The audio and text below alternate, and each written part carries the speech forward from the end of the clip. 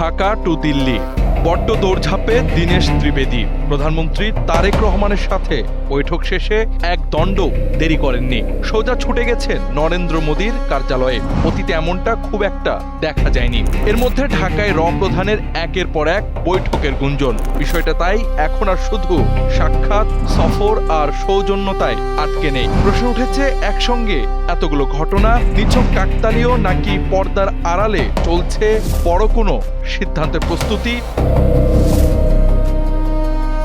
৫ আগস্টের পর বাংলাদেশ ভারত সম্পর্কের বরফ যেন গলছে না কিছুতেই। এর মধ্যে সবচেয়ে বড় বাধার নাম শেখ হাসিনা। ক্ষমতাচ্যুত হওয়ার পর থেকে তিনি অবস্থান করছেন ভারতে।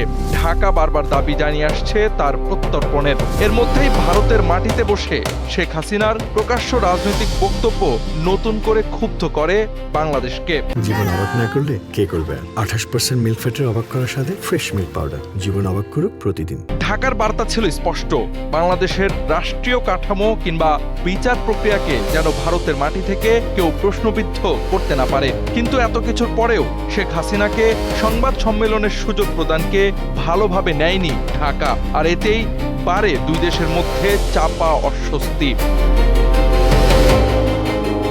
তবে এই অস্বস্তি নিয়ে বসে থাকেনি নয়াদিল্লি। তাৎক্ষণিক শুরু হয়েছে তোড়জোড়। দীর্ঘ সময়ের পর তারেক রহমানের সাক্ষাৎ পান মন্ত্রী পদমর্যাদায় বাংলাদেশের হাই কমিশনার হয়ে আসা দীনেশ ত্রিবেদী। বৈঠকে শুধু সৌজন্য সাক্ষাৎ হয়নি, আলোচনায় এসেছে শেখ হাসিনার প্রত্যর্পণ, ওসমান হাদির খুনিদের হস্তান্তর এবং বাংলাদেশ ভারত সম্পর্ককে এগিয়ে নিতে প্রয়োজনীয় পরিবেশ তৈরির বিষয়।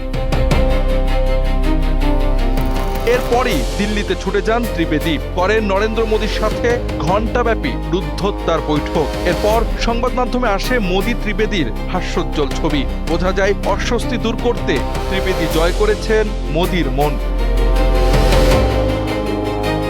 এদিকে প্রধান পরাগ জৈনের ঢাকা সফর ঘিরে উঠেছে নানা প্রশ্ন। সাধারণ কূটনৈতিক আলোচনার জন্য গোয়েন্দা প্রধানের সফরের এমন ঘটনা খুব একটা দেখা যায় না। তাহলে কি সংবেদনশীল কোনো বার্তা নিয়ে আসছেন তিনি? প্রশ্ন জনমনে। বিশেষজ্ঞরা বলছেন, দিল্লি হয়তো বুঝে গেছে বাংলাদেশের সঙ্গে সম্পর্ক স্বাভাবিক করতে হলে হাসিনা ইস্যুতেই বড় কোনো সিদ্ধান্ত নিতে হবে। আর তাই সম্পর্ক পুনরুদ্ধারের পথ খুলতে শেখ হাসিনাকে নিয়ে ভারতের অবস্থানে পরিবর্তন আসতে পারে। এমনকি বাংলাদেশ যে প্রত্যর্পণের দাবি জানিয়ে আসছে সেটি নিয়েও হয়তো নতুন করে ভাবছে মোদী প্রশাসন। আবার বিপরীত কিছু ঘটতে পারে বলে মন্তব্য করছেন কেউ কেউ। অর্থাৎ শেখ হাসিনা ও আওয়ামী লীগকে বাংলাদেশের রাজনীতি করতে সুযোগ প্রদানের শেষ চেষ্টাও হতে পারে এসব।